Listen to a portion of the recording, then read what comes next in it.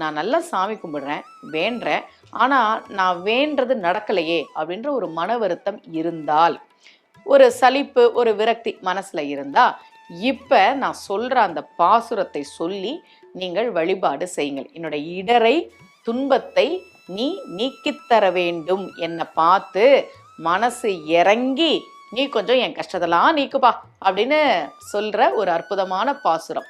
திறங்கள் ஆகி எங்கும் செய்கள் ஊடு உழல் புல் இனங்கால் சிறந்த செல்வம் மழ்கு திருவன் வண்டூர் உரையும் கரங்கு சக்கர கை கனிவாய் பெருமானை கண்டு இறங்கி நீர் தொழுது பணியீர் அடியேன் இடரே.